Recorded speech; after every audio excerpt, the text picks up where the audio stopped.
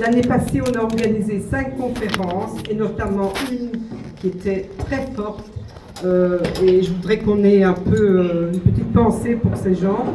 C'était sur la grève de l'Arco, qui est une usine sidérurgique en Grèce, et actuellement, ils sont toujours en grève depuis 3 ans.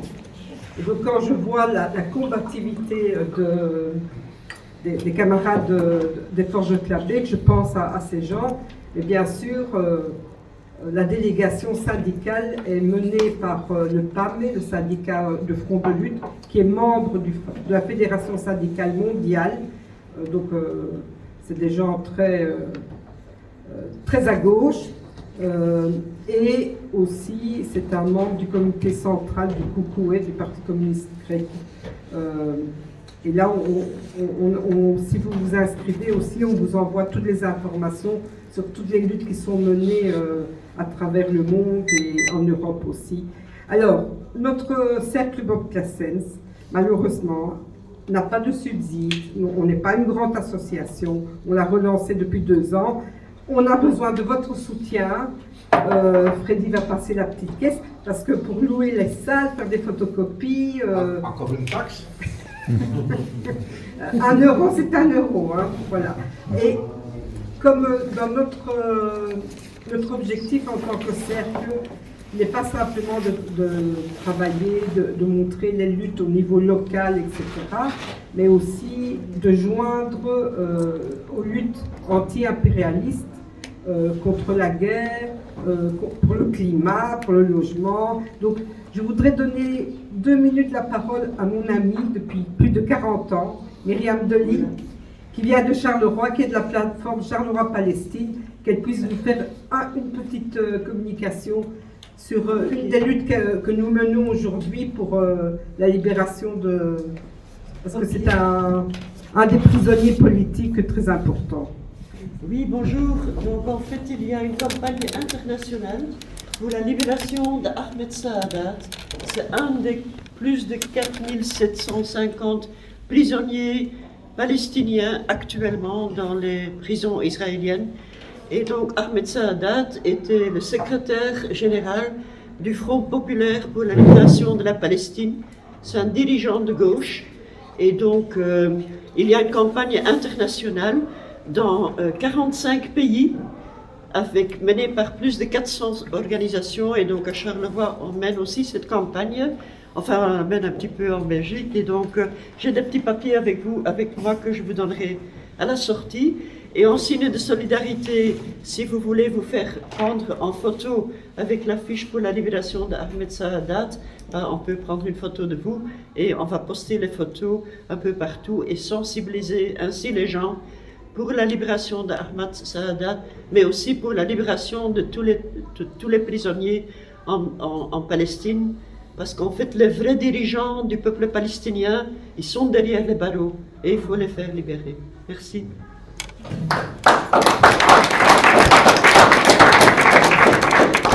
ne sais pas si vous avez des questions pour Marine sur le documentaire.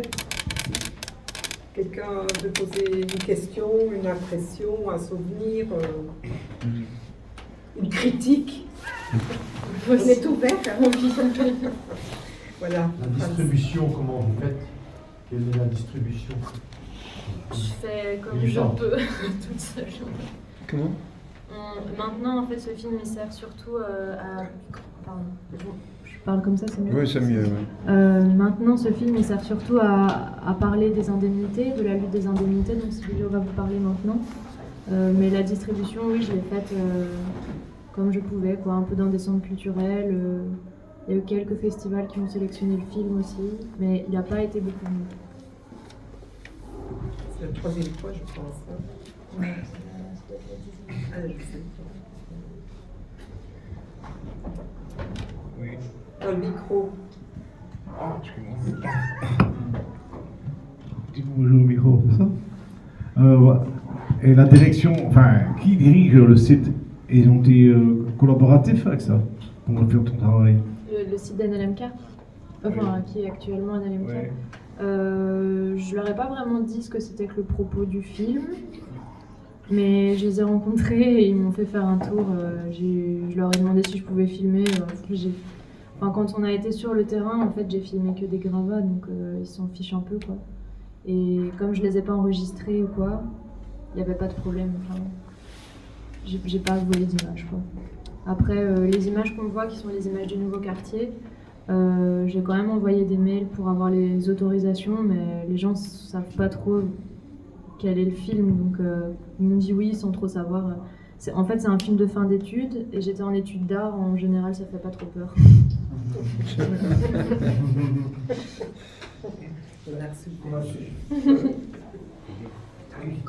Et qu'est-ce que tu as ressenti sur le site qui est quand même gigantesque? Et là, il y a des installations énormes et des milliers de travailleurs, et qu'il n'y a plus rien, quoi. C'est mort, quoi. Et quel est ton sentiment quand tu tournes la scène? En fait, on discutait avec un des ingénieurs du FERCO qui est occupé à dépolluer le sol. Et donc lui, il me parlait plutôt de trucs techniques, de dépollution. Et c'est vrai, il n'y avait plus rien, en fait. J'arrive beaucoup plus à imaginer le travail que c'était, la lutte que c'était et toute la mémoire que c'était quand on discute avec les anciens des forges. Le site, maintenant, il ne veut plus dire grand-chose, enfin, il ne veut plus rien dire. Et aujourd'hui, le nouveau quartier est construit partiellement. Il va bientôt être complètement construit et voilà, on dirait juste une zone, un complexe commercial de plus. C'est tout. Je pense que j'ai pas de micro, tout le monde m'entend? Oui, très fort. Hein. Juste vous dire un grand merci parce que j'y étais. Je suis militant syndical LGTB CK dans le secteur du Mont-Marchand, etc. Mais à l'époque, 1996-1997, j'avais une trentaine d'années, j'étais militant syndical et par souci de solidarité interprofessionnelle, comme beaucoup parmi nous, j'imagine, j'y étais, donc c'est très émouvant et je salue Silvio pour ce combat qui a été mené. Il y a beaucoup d'analyses à faire probablement. Mais bon, voilà, merci. Et alors j'en profite pour juste dire qu'en termes de solidarité interprofessionnelle à LGTB, je viens d'apprendre qu'il y a une grosse manif nationale non marchande le 31 janvier à 10h30 à la gare du Nord. Je mets le petit papier là sur la table. En tout cas, merci. Merci pour l'info. Il y en a encore une d'info. Bravo. Je n'ai pas vu pour rien. Donc, toujours avec le site de Clavec et de la Louvière, vous savez bien qu'avec la guerre en Ukraine et les sanctions contre la Russie, ils sanctionnent notamment les produits qui viennent de Russie, qui alimentent de la mémoire de Belgique, quoi, enfin, chez NMLK. Et notre vaillant Premier ministre qui va donner des baises au fraudeur en chef là, en Ukraine, il s'est abstenu. Il n'a pas été contre la sanction, il s'est abstenu. Il faut savoir que ArcelorMittal et les autres, ils voulaient la sanction immédiate, donc fermée maintenant. Et ils ont gagné 2 ans. Ils vont tirer l'affaire dans 2 ans. Il faut savoir quand même que ArcelorMittal, comment il travaille, lui, écoute, il va trouver les clients. Si tu achètes des produits de chez NMLK, chez moi, il ne faut plus venir. Alors, si tu vends tes produits à ces gens-là, chez moi, il ne faut plus venir non plus. Donc, ArcelorMittal, avec ça, il étouffe. Donc, il y a le plus grave danger pour les usines actuelles. Le plus grave danger. Il est temps que la classe ouvrière se mobilise. Voilà. Par contre, et puis avec ça, on a juste laissé de côté les diamantaires. Oui, parce que les diamants, ce n'est pas aussi important que ça. Eux, on les laisse continuer à magouiller. Voilà. Merci. C'est bon tout. Non, je parle du son. Je vais crier. Parce que moi, au fond, je sais crier, parce qu'il y avait beaucoup de bruit, donc je suis habitué à crier. Les forces de Clavec, c'était 6 000 travailleurs. Ils ont été 2 000 à la fin. Chaque année, la direction des forges nous annonçait une catastrophe. Donc on va fermer, c'est la faillite, ceci, c'est ça. Et ils nous imposaient des plans de restructuration. Cela, ça a duré de 95 de 1975 jusqu'à 1997-96. Et donc on est passé de 6 000 à 2 000 travailleurs. Tous les travailleurs des forges étaient syndiqués, tous. D'accord? La FGTB avait 10 délégués effectifs en sécurité, 10 délégués au conseil d'entreprise, 10 délégués en délégation syndicale et autant de suppléants. La FGTB des forges, c'était 100 militants. Tous, ils participaient au débat, tous, ils essayaient de comprendre la politique. Mon rôle à moi, c'était toujours de faire évoluer les travailleurs, de lui inculquer une méthode d'analyse, d'arrêter avec le spontanéisme, d'essayer d'être maître de l'histoire ouvrière. Les Forges de Québec, pour moi, ça devait être une université ouvrière. De toute façon, ce que j'essayais de faire avec d'autres, quand je dis moi, je n'existe pas, s'il n'aurait pas existé le comité usine composé de 100 militants, 100 personnes. Donc le comité usine, ça ne s'est pas construit tout seul, il a fallu des années pour le construire. Il a fallu des années pour donner un sens politique à ce comité usine. Quand je dis moi, en fait, moi je suis un parmi les autres. Hein. Moi je suis rentré aux Forges en 72, Robert est rentré en 80. Quand il est rentré, moi j'avais déjà une base ouvrière assez importante. J'étais en fait à l'opposition du syndicalisme spontané et disons trop spontané et non réfléchi et pas basé sur la lutte des classes. Moi j'ai essayé de donner un sens au syndicalisme politique. J'ai essayé de politiser sans pour autant parler tout le temps de la politique. Faire découvrir aux travailleurs la force de la solidarité, la force de l'unité, la force de l'amitié. C'est comme cela qu'avec des années, nous avons construit à l'intérieur une puissance sociale jamais existée en Belgique. Donc ce n'est pas Adoration ou Silvio ou Marin, qui c'était des charismatiques, des grandes personnes, ce n'était pas vrai du tout. C'était un militant, un 100 militants liés de toutes les façons avec les 6 000, 5 000 ou 2 000 travailleurs à la fin. C'était un travail collectif. Et ce n'était pas quelque chose qui est venu comme ça, c'était travaillé volontairement. Ça n'est pas venu comme ça. Hop. Non. Dans le film de Marine, je l'observe, c'est bien, c'est un reportage, ça a été fait sans aucun participant de la délégation syndicale. Aucune participation, hein, parce qu'on ne savait même pas que Marine faisait un film. Donc, bon, j'ai entendu dire qu'on fait un film, mais bon, ils ont fait tellement de films sur le Québec. Il y a des autres films, celui-ci, il a le mérite d'exister. Marine, évidemment, elle a fait tout ce maximum qu'il a pu, mais il y a par exemple, disponible sur Internet, les souffles de Québec. Les souffles de Québec, il est sur Internet facilement accessible. C'est quelque chose qui ça dure peut-être 40 minutes aussi. C'est un peu plus politique, c'est un peu plus lié à la lutte des forces. Les forces de Québec, c'était aussi 5 situés par an. C'était 20% du personnel qui était blessé chaque année. Il y avait autant de gens devant l'infirmerie qu'au bureau d'embauche.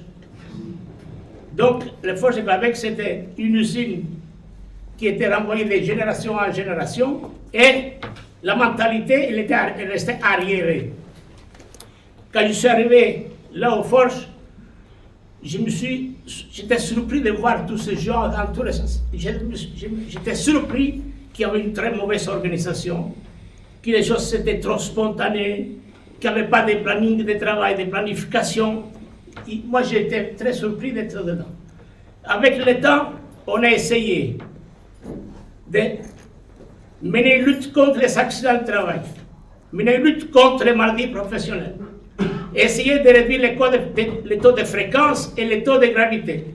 Chaque secteur de l'entreprise, chaque brigade de travailleurs, chaque mois, on avait le résultat du taux de gravité et du taux de fréquence des accidents.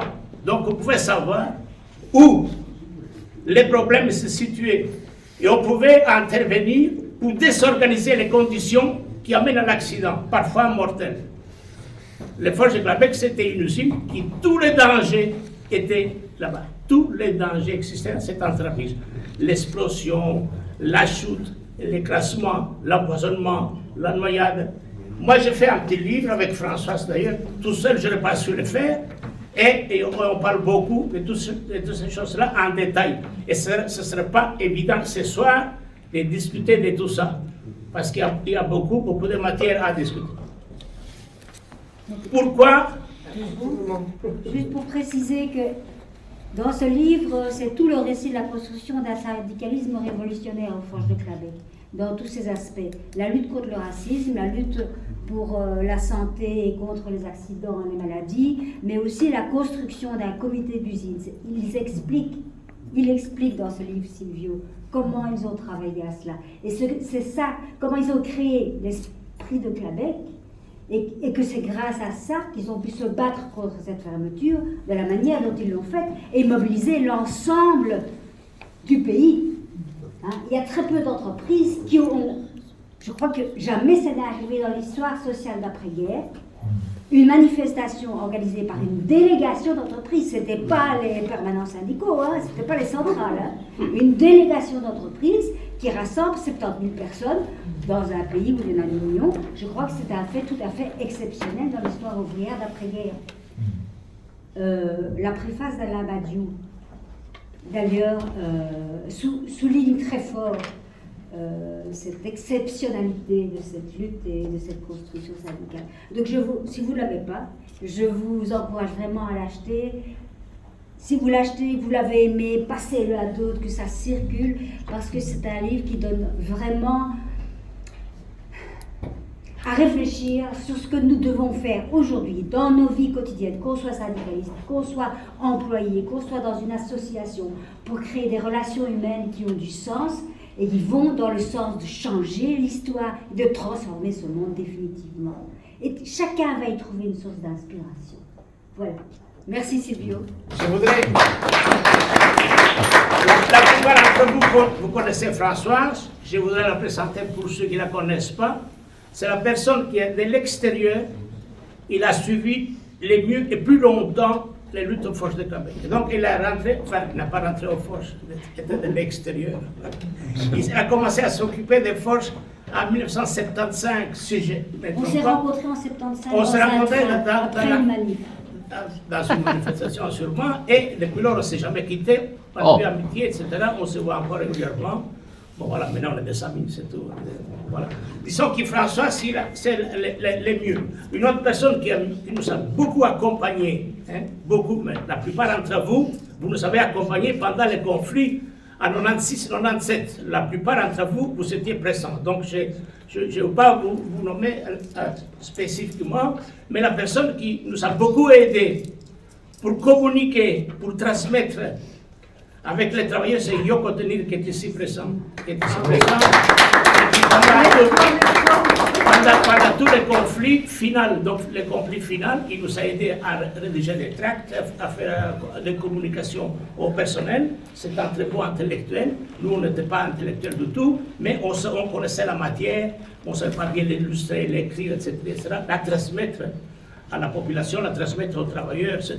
Donc, il nous a aidé beaucoup pour faire des choses. La matière, c'est nous qu'on l'a menée. Soyons clairs, lui n'inventait pas la matière, il n'avait pas. Donc on a mené la matière et lui, il nous aidait à la mise en page, l'écrire correctement en français ou en néerlandais. Ça nous permettait de communiquer aussi avec beaucoup de gens de l'extérieur. Mobiliser la Flandre. Par exemple. Mobiliser la Flandre. Par exemple. Disons que chez nous, il y avait un comité usine qui se réunissait une fois par mois. Ça pouvait comporter jusqu'à 100 personnes, c'était des militants. Robert gueule, fait ci, pas de ça. Robert gueule toujours comme ça parce qu'il connaît bien la matière, donc c'est la façon de s'exprimer forte, etc.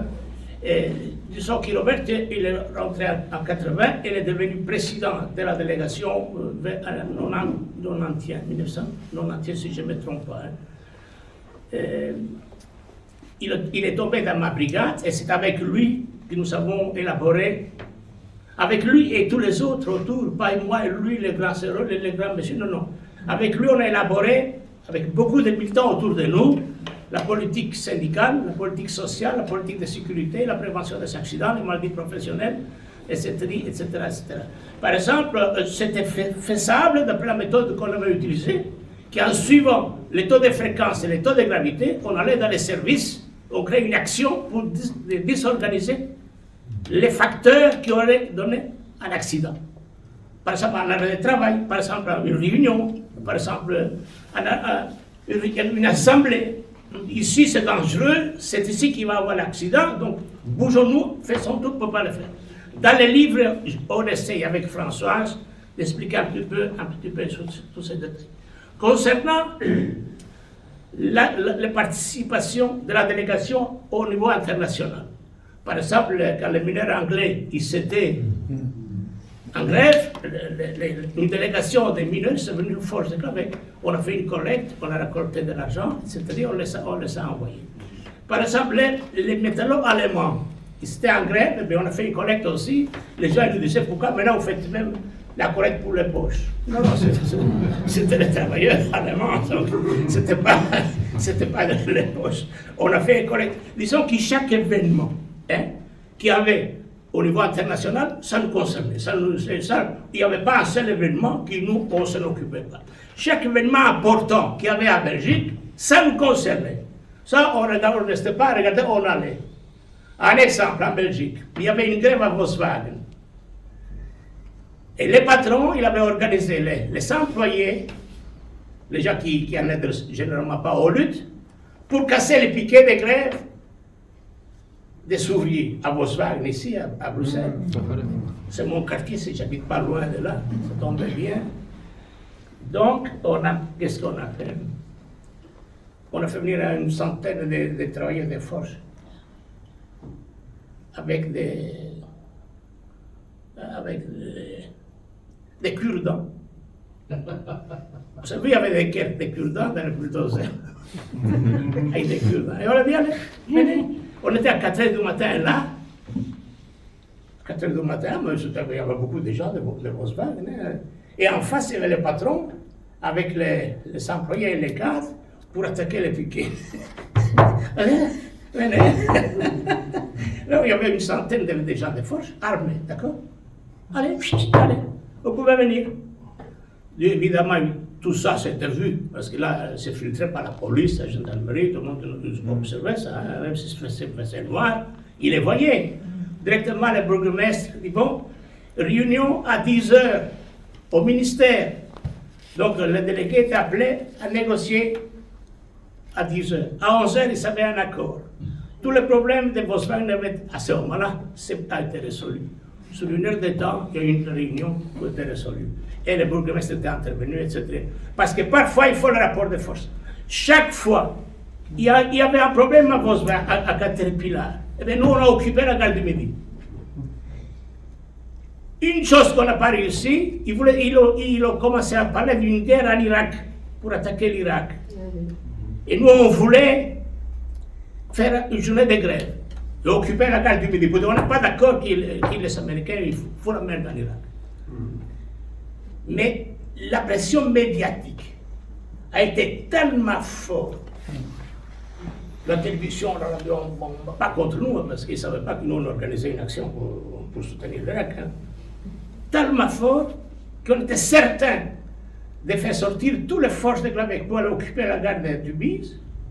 Mais la pression était tellement forte qu'on a vu le rapport de force qui s'est complètement effrité.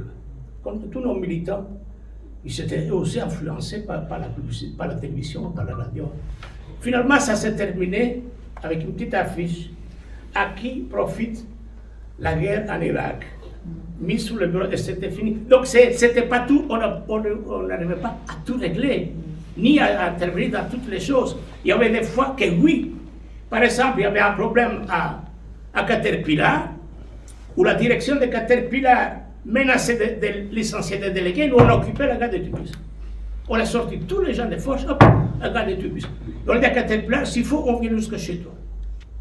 Il n'a licencié personne, il a réglé le problème. C'est une question de créditeurs. Les délégués ne pouvaient pas circuler, ils ne pouvaient pas faire ci, ils ne pouvaient pas faire ça. On ne va pas circuler, tu ne vas pas circuler non plus, au patron.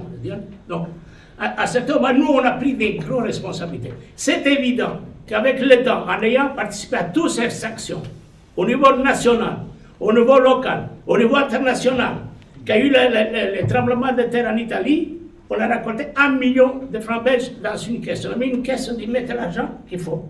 Parce qu'il y a un problème là-bas, il faut essayer d'aider. On a mis une caisse, 1 million de francs belges. Nous, si on faisait une collecte, tout le monde y participait. Parce qu'ils savaient très bien que c'était pour une juste cause, c'était pas pour nous, parce que nous, on n'existait pas dans tout ça. Voilà, c'était un peu ça. Il faudrait que tu parles des créances maintenant. Maintenant, je parle des créances. Je parle des créances, c'est quoi? C'est qu'à la fin, à la dernière assemblée qu'on a eue aux forces de Québec, on a dit ceci. Avant de voter, on a fait un tract pour tous les personnels. Parce qu'il fallait voter si on acceptait ou pas la proposition qui était mise à l'époque par les conciliateurs. On avait fait une proposition si on acceptait la proposition du conciliateur. Nous, on a dit à tous les gens, avant de se proposer, il faut savoir quelle est la destinée de chacun. Qui va être pris? Quel salaire? Quelle place? Celui qui n'est pas pris? Quelle indemnité? Celui qui va en prépension? Les conditions de la prépension? Chacun doit savoir exactement quelle est sa destinée après. Pas que maintenant on va voter et puis on verra bien après. Non, chacun il doit avoir son compte exact. Nous on est traités comme des adultes, pas comme des idiots qui hop, voilà, toi ci, toi là, non. Tout le monde doit voir quelle est sa destinée. Et à ce moment-là, vous pouvez voter. Donc, disons qu'avec le tapage médiatique qu'il a eu pendant 6-7 mois, avec la criminalisation de la délégation, et notamment de Roberto, parce que Roberto il montrait sa tête, donc c'était lui qui avait tout fait, c'était l'ennemi du peuple, ou l'ami, ou l'ennemi. D'un côté l'ami du peuple, de l'autre l'ennemi du peuple. Donc c'est parce que les gens ils pensaient que c'était une personne. Non, Québec c'était 100 militants, 100% des gens syndiqués, et des milliers de personnes qui combinaient des actions, y participaient. Quand chez nous, on faisait grève, les gens ne prenaient pas la voiture pour retourner. Pas du tout. Ils restaient là. Qu'est-ce qu'on faisait? On discutait, on parlait. Parfois, on faisait barbecue, parfois, les gens jouaient aux cartes. Ils ne partaient pas. Et puis, on disait, quand ça durait longtemps, d'écouter, on ne va pas rester ici tout le temps, parce qu'on va se fatiguer. On parle du matin au soir, qu'est-ce qu'il y a? On se voit à telle date, à telle heure. Mais tout le monde est là. Sinon, nous, on ne vient pas non plus. Hein. Et s'il n'y a pas au moins 1000 personnes ici, non, on s'en va à la maison. Donc nous, on tenait aussi quand même très fort les gens unis d'une façon ou d'une autre, en élevant la voix, mais aussi en expliquant pourquoi c'était nécessaire l'unité. Le syndicalisme au Forge, il n'est pas né comme ça, parce que les gens étaient syndiqués, il est né parce que les gens y participaient au débat. Chaque fois qu'une décision était prise, était discutée au comité usine, les 100 personnes y discutaient. Les 100 personnes, il y avait comme consigne dans l'usine, chacun il devait parler à 5-6 ouvriers, 10 ouvriers, pour essayer de savoir de quoi on cause. Et quand on faisait l'assemblée, les gens ils savaient déjà de quoi on allait parler. Il y avait un grand tableau avec tous les points qu'on allait discuter. S'il y avait des résultats avec la direction, et chacun recevait une copie du tableau, une petite feuille pour savoir de quoi on cause. On ne voulait pas prendre les gens pour des idiots. Comme il faut en général, les syndicats, il arrive 2 ou 3 grands bonnets, ils vont discuter sous l'affaire des gens et les gens ils ne participent pas. Quand tu fais un accord, il faut que la population ils sache de quoi tu causes. Le plus important, c'est pas la grève, c'est la préparation à la grève. La préparation. Pendant la préparation, tu expliques aux gens pourquoi dans 2 mois on fait grève. Pourquoi? Pour ça. Les gens ils doivent savoir de quoi il s'agit. Les gens doivent avoir des explications claires. Et quand on connaît les explications, à ce moment-là, on peut faire des actions et on peut décider. Et disons, l'idée, c'est pourquoi on fait tout ça, pas parce que ça nous plaît, parce que comme ça, tout le monde participe d'une façon ou d'une autre. Et c'est dans la participation qui naît la solidarité, l'amitié, le respect, la discipline, la participation consciente, etc. C'était en quelque sorte un peu ça. Les forces de Clabec, c'était un peu ça.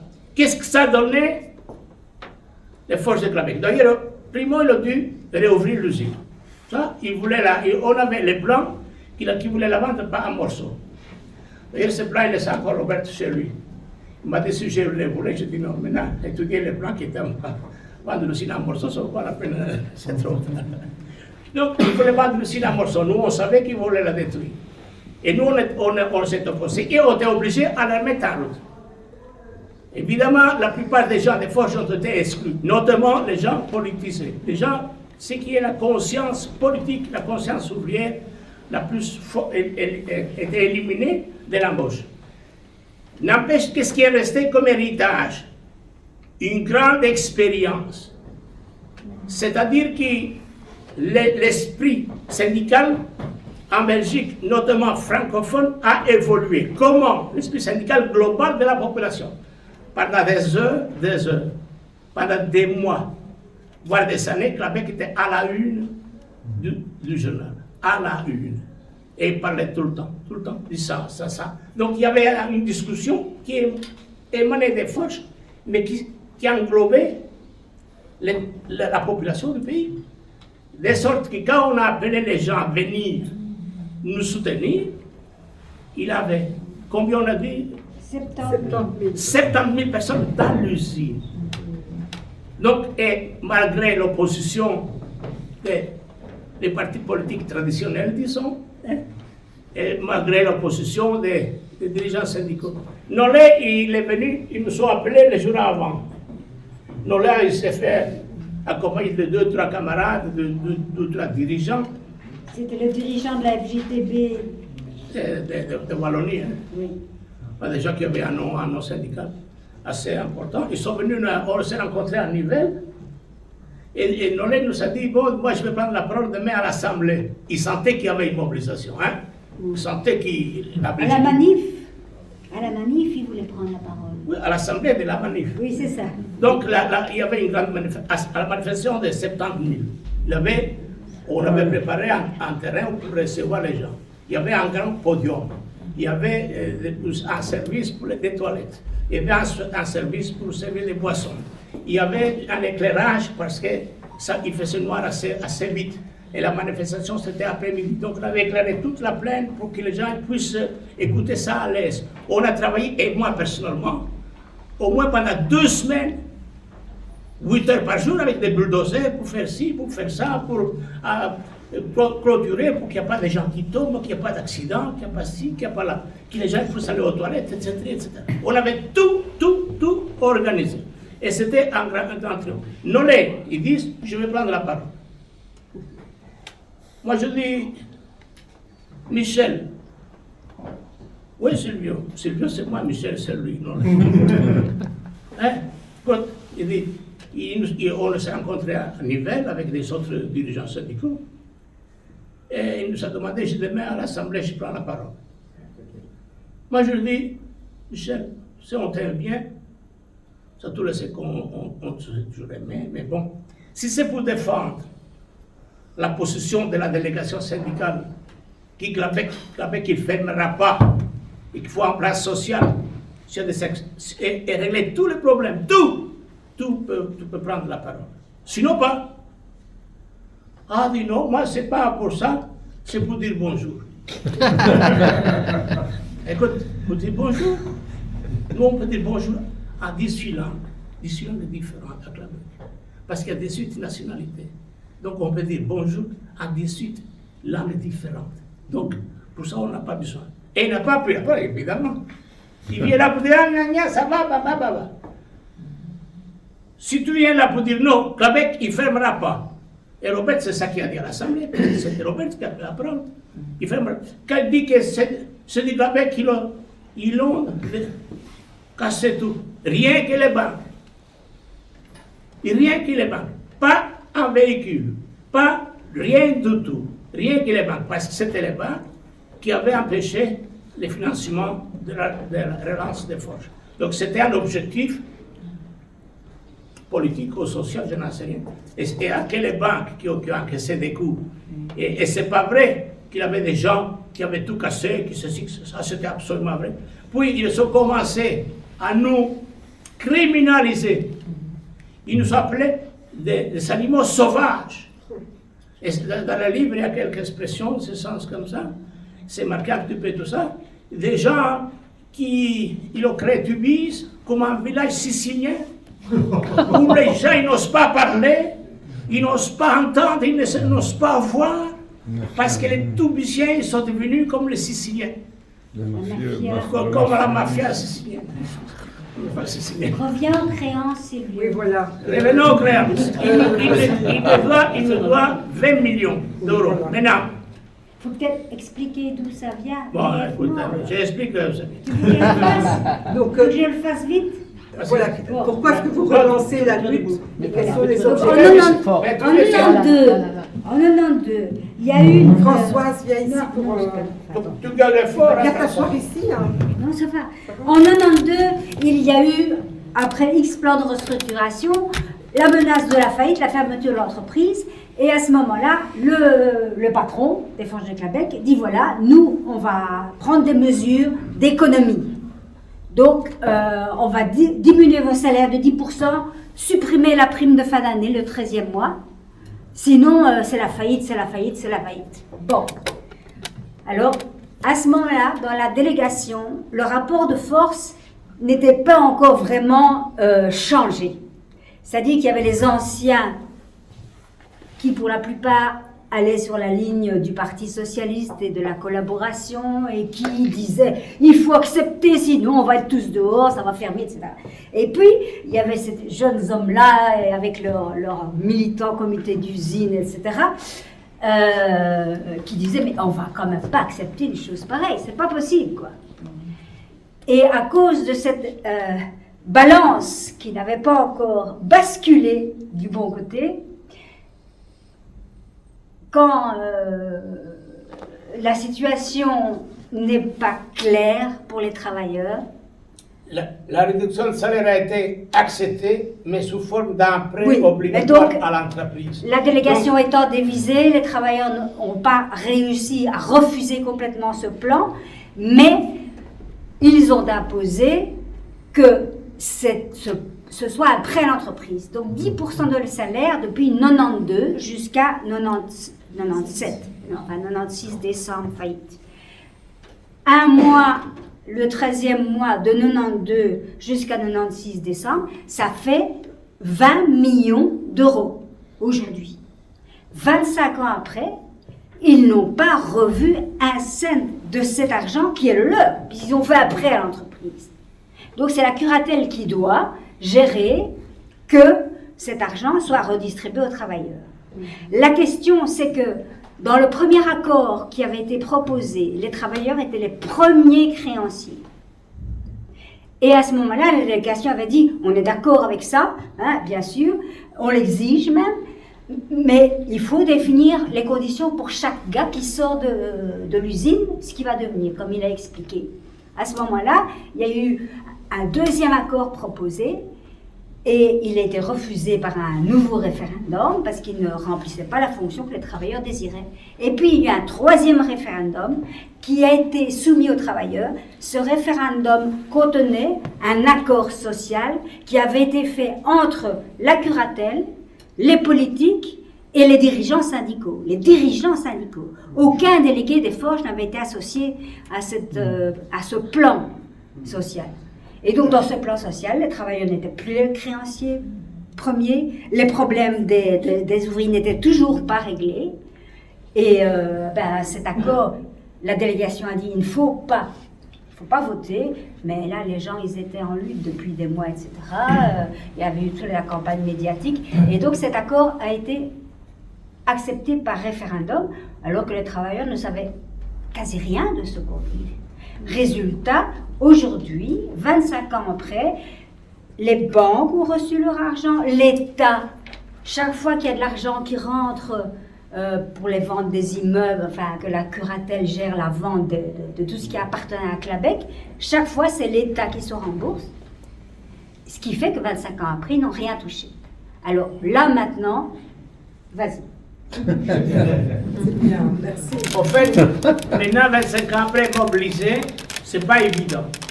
N'empêche qu'il, dernièrement, ça fait combien, un mois ou deux? En octobre. En octobre, on a su mobiliser 200 personnes, dont une grosse partie des ex-travailleurs des forces, etc., pour essayer de créer un rapport de force pour éventuellement les obliger à nous payer. Normalement, avant le Covid,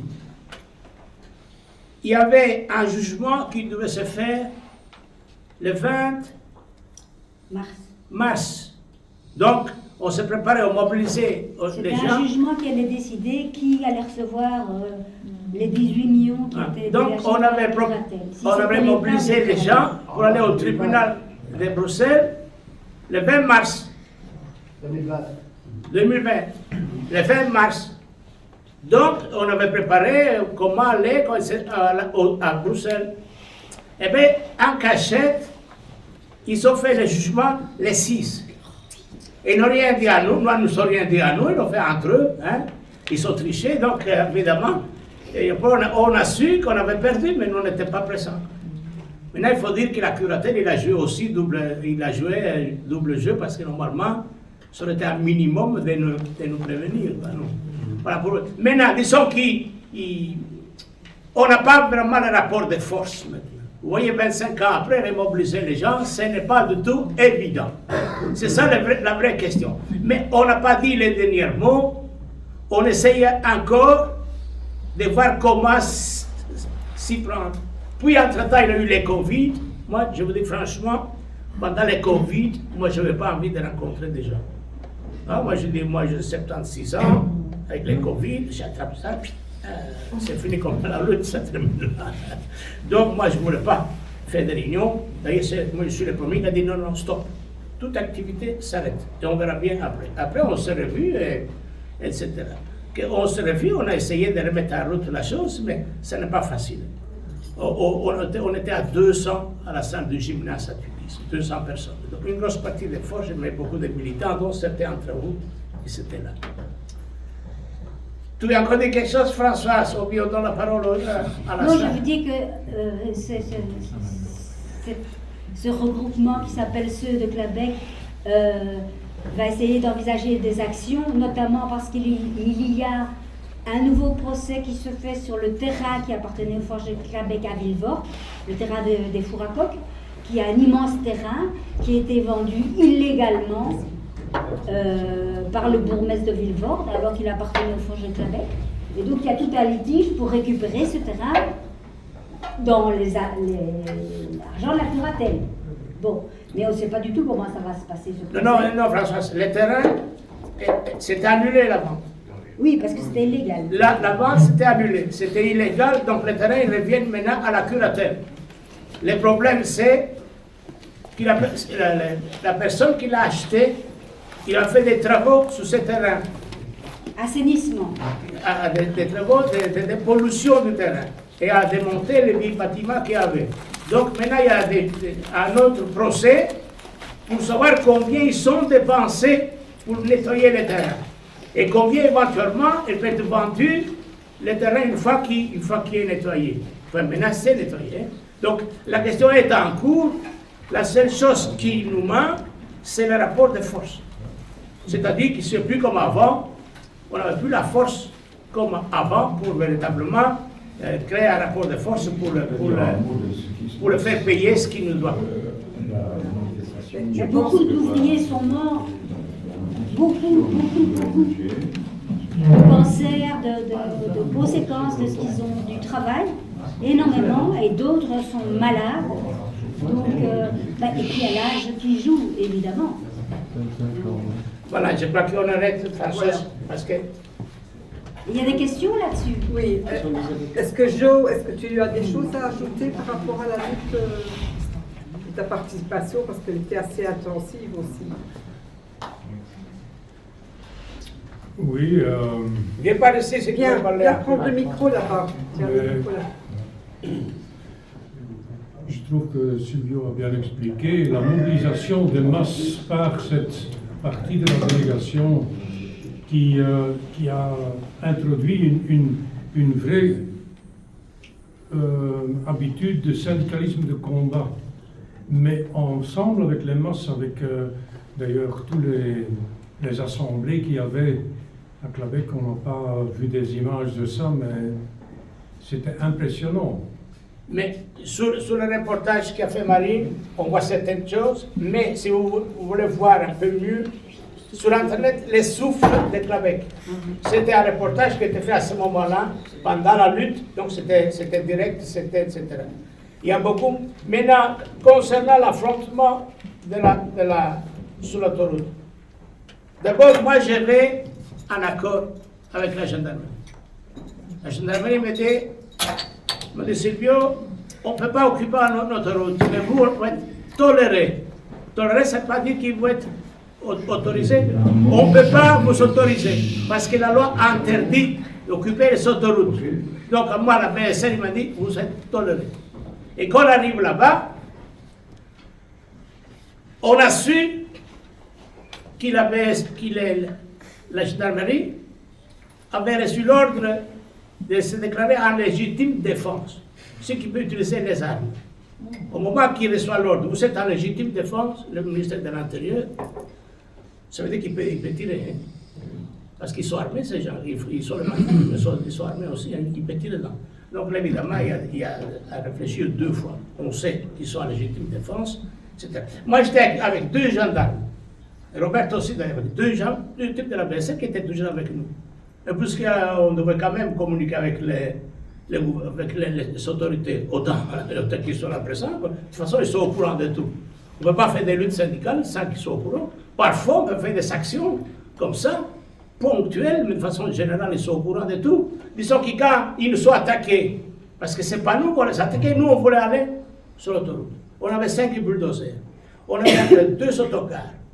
Les autocars, c'était pour mettre les gens qui fatiguaient, qui ne savaient pas marcher, qui devaient faire autant de kilomètres. C'était 6-7 kilomètres à partir de l'usine jusqu'à l'autoroute. On était à pied.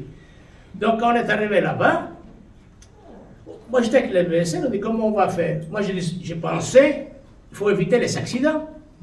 Moi je passe l'autoroute pour faire des accidents. Moi j'étais délégué sécurité.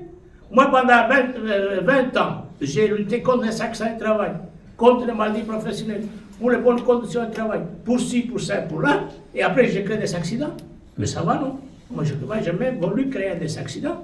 N'empêche qu'au moment qu'on discutait pour monter sur l'autoroute, la BSN nous a dit, le ministère, il nous a prévenu que la manifestation est interdite. Et moi je dis, écoute, c'est pas difficile, dis-lui, il y a 1000 personnes ici fâchées, dis-lui que c'est interdit. Donc à ce moment, ils nous ont attaqués de tous les côtés. Nous, on avait 5 bulldozers, et il y avait 25 camions de la gendarmerie qui étaient cassés par les bulldozers. Pas un camion retourné, ça c'est ce qu'on montrait. 25 qui étaient tous cachés derrière, avec les bulldozers. Bravo. Maintenant, 25, ils étaient venus avec les camionnettes. Ils ne sont pas venus à pied de Bruxelles. Non, oui.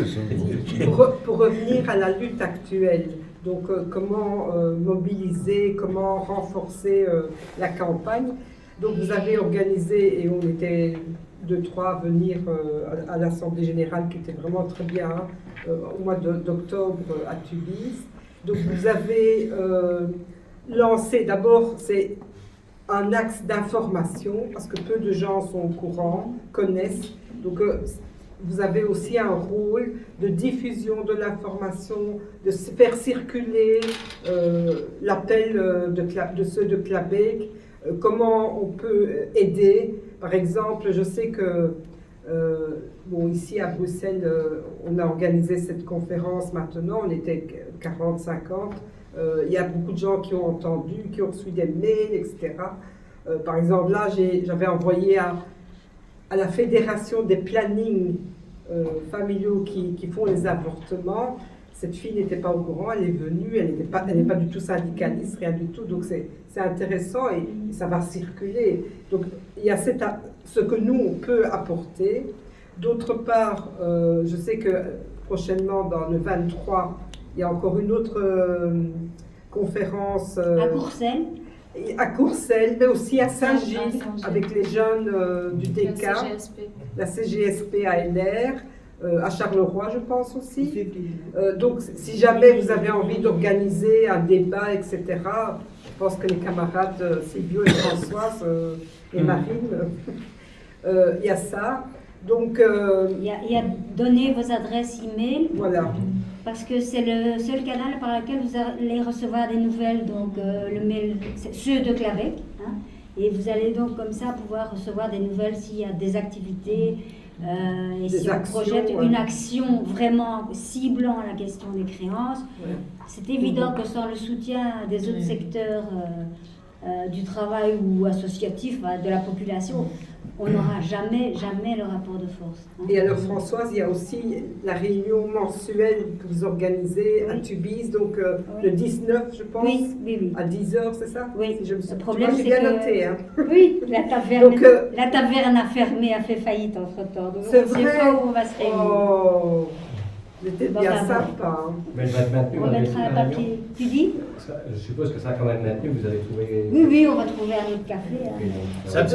Voilà, une fois par mois, il y a cette rencontre pour planifier, pour échanger, pour se rencontrer, et puis pour renforcer surtout le groupe. Je pense que c'est très important et c'est faisable, hein, c'est rien d'extraordinaire. Donc je ne sais pas si vous avez des idées, si vous avez des contacts, si vous avez toute initiative est la bonne. Regardez, moi je suis très contente. Aujourd'hui, on a été quand même très nombreux. C'est que c'est un sujet qui est interpellant, qui est intéressant. Il y a des gens qui connaissaient, d'autres qui ne connaissaient pas, qui n'avaient jamais entendu parler des forces de la grève. Pourtant, c'est un moment historique. Et comme Marine a beaucoup travaillé dans son documentaire sur l'importance de la mémoire et de l'histoire.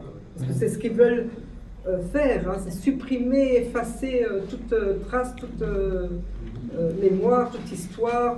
Or, c'est un combat qui doit nous inspirer.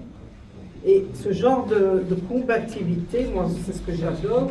C'est comme ça que en Grèce, les gens du PAM se battent.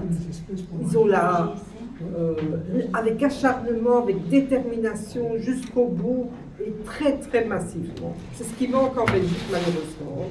Soyons clairs. Ben oui, écoute, Freddy parlait, le président de la FGTB, de la BVB d'Anvers, du port d'Anvers est criminalisé, il risque la prison, vous étiez 400. Pour le pont de Cherat, 17, et notamment Botson, il y avait pas beaucoup de monde. Hein. Quand on va regarder, on a été pour les... On a été manifesté à la gare du Nord il y a... C'était quoi, en décembre, le 16 décembre, on était quoi, 2000, 3000, ils étaient, il y a beaucoup, ben non. Ben non, c'est... Étant, soyons clairs, hein, et au niveau syndical, et moi je suis militante syndicale depuis 75, et la gauche, ils ne parviennent pas à mobiliser. Et on doit s'inspirer de ceux de Clapet, qui ont réussi la manif de 70 000 personnes. Comme moi je me souviens, c'était extraordinaire. Et puis cette combativité, volonté de changer, hein, que Silvio nous transmet encore 25 ans encore. Il y a aussi eu tous les procès à Nivelles, toutes les mobilisations, ça a duré une éternité. Il y avait tout le temps 4 ans. 4 ans de procès. Voilà. Moi j'ai souvent, j'ai pas été pendant 4 ans chaque fois, mais souvent. Bon, c'était aussi de prêtre qui était extraordinaire, enfin. Un magistrat connu pour défendre aussi l'extrême droite et être proche de l'extrême droite autour de VDB, et qui était aussi, c'était spécialiste vraiment des causes qui en valaient la peine, puisqu'il avait aussi défendu, comment s'appelait-il, Nioul, pas celui du tout, mais le notaire de Wavre qui avait descendu des jeunes qui avaient osé aller pique-niquer sur son terrain, il avait un étang, etc. Et lui avait défendu la famille. Donc de prêtre, voilà. Enfin, ce qui était bien, c'est que c'était vraiment l'ennemi de classe caricatural, on dit que ça, on ne pouvait pas l'avoir. Oui, mais enfin, c'était... Enfin, en tout cas, inscrivez-vous sur les listes, ceux de Clabec et les nôtres. C'est fait. Restons en contact. Mais vous savez, je crois que c'est important, on est à un moment historique, Freddy l'a dit dans son introduction. Ah oui. Voilà. Voilà. Ah non. J'ai oublié. Freddy a parlé que la lutte de Clabec et la continuation de leur combat doit renforcer les combats actuels. On doit vraiment prendre ça en compte et profiter de leur expérience. Hein. C'est pour ça que c'est intéressant de... Moi, c'est pas la première fois que je t'entends, Silvio, mais chaque fois, je repars redynamisé. Hein. Donc, c'est pas la première fois. C'est pas la première fois. Non. J'essaie de garder l'énergie. Ah ben, écoute. Enfin, est-ce que vous avez d'autres interventions? Moi, j'ai une petite question sur... le camarade a évoqué tout à l'heure les sanctions russes et enfin, ça date pas des sanctions, mais là, avec le prix de l'énergie, il y a une désindustrialisation importante en Belgique, mais en Europe en général. Et là, ça va. J'ai l'impression qu'ils sont en train de nous mettre le dernier coup avec le prix de l'énergie et tout, quand on voit que BASF se barre en Chine et aux États-Unis, etc. Et du coup, on voit bien quand même dans ton documentaire l'importance de la classe ouvrière dans les luttes actuelles et l'effet de l'éclatement, même ne fût-ce que changer les couleurs de casque, quoi. Et du coup, qu'est-ce que tu vois comme perspective dans ce là, un peu un marasme là, On n'a pas vraiment approfondi cette question, mais on a quand même parlé un petit comité activiste, parce qu'on se rend compte, maintenant on a 7, 8, 10, on disait parce qu'on lançait toutes sortes d'idées comme ça. Quelqu'un disait c'est peut-être l'occasion d'avancer la nationalisation du secteur de l'énergie. Bon, c'est ça qui sortait comme idée, mais c'était embryonnaire. On se rencontre à une dizaine, et puis on parle de ça. Est-ce qu'il y a de l'impact? Est-ce qu'il y a véritablement de la chose? Et peut-être, est-ce que c'est ça? Est-ce que maintenant il y a des partis politiques, au gauche ou pas, qui trouvent un intérêt à mettre ça en évidence? Est-ce que c'est bon? Est-ce que la gauche va se renforcer en sortant des choses pareilles, ou bien va se casser encore? Parce que la gauche, bon, il y a bien sûr une gauche en Belgique, mais il n'intéresse pas trop de s'associer, sinon il se casse. Mais par exemple, c'est une question qu'on peut se poser. La nationalisation de l'énergie, quoi, les centrales nucléaires ont été payées. Donc ils produisent de l'électricité, mais pourquoi est-ce qu'il faut augmenter le prix? Si les centrales sont encore là, si la maquille explose, ils vont rester là. Et avec un problème annexe, hein, j'ai vu en France, je ne sais pas si c'est la même chose ici, mais en France, ils sont en train de tellement délaisser le secteur du nucléaire qu'ils ont de moins en moins de facilité à trouver des travailleurs capables de travailler dans les... Tu vois, le savoir-faire industriel en train de disparaître aussi, quoi. Donc à un moment, la nationalisation, ça va même devenir un truc compliqué. Mais en France, l'énergie est nationalisée. Hein. Oui, mais je veux dire, ils les laissent tellement de côté, ils définancent tellement le secteur, ils ont fermé tellement de centrales qu'il paraît qu'ils ont du mal à trouver de la main-d'œuvre qualifiée qui arrive à faire le travail demandé. Enfin, une centrale nucléaire, c'est comme travailler dans des forges, j'imagine que c'est quand même un temps de formation. L'histoire d'énergie, ce n'est que. Fort. L'histoire d'énergie, ce n'est que la pointe de l'iceberg. Hein. Ouais. Parce qu'en fait, c'est malheureusement beaucoup plus grave que ça. En fait, les USA sont en train de niquer l'Europe avec son sentiment.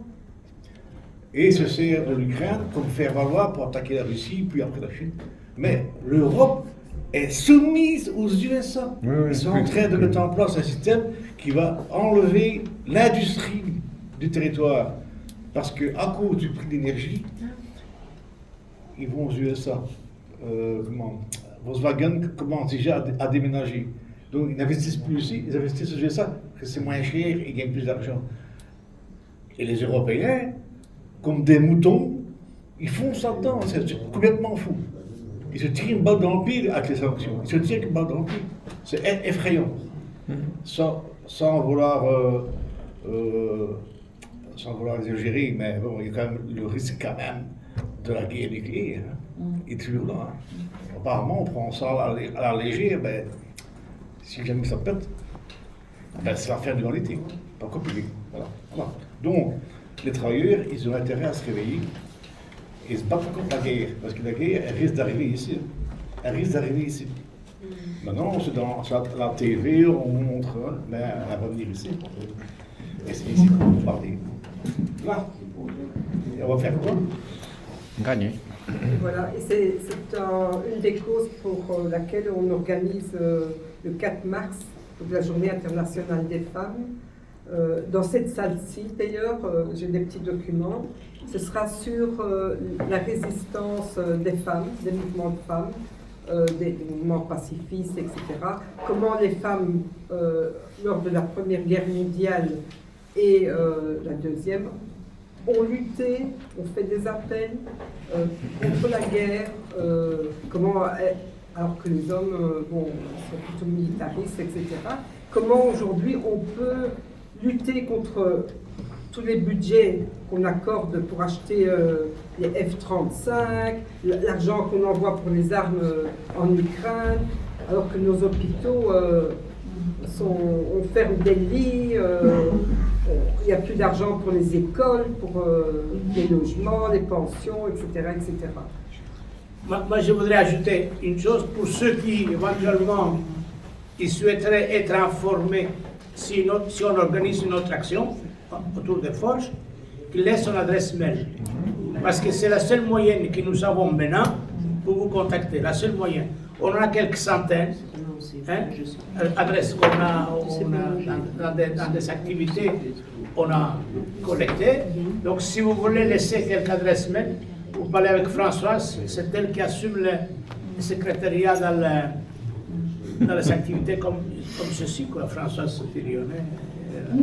D'ailleurs, c'est avec elle qu'on a su mettre en place ce livre, parce que j'avais essayé avant de faire un livre, mais moi je ne savais pas le faire. Je pouvais écrire 1000 pages, mais j'étais dans tous les sens. Ce n'était pas évident pour moi, ce n'était pas mon métier, mais j'étais mécanicien, et je suis encore d'ailleurs mécanicien. Donc je n'ai pas la capacité de faire ça. Je vais commencer de faire ça avec un monsieur très sérieux, qu'on a travaillé pendant 6-7 mois, on n'a pas abouti.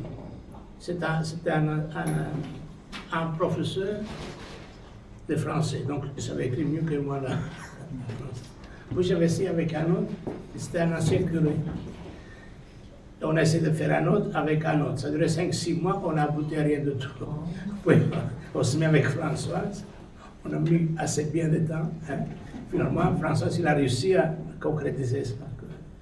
C'est une forme assez légère, etc. Évidemment, on ne sait pas tout dire, mais on dit quand même des choses essentielles.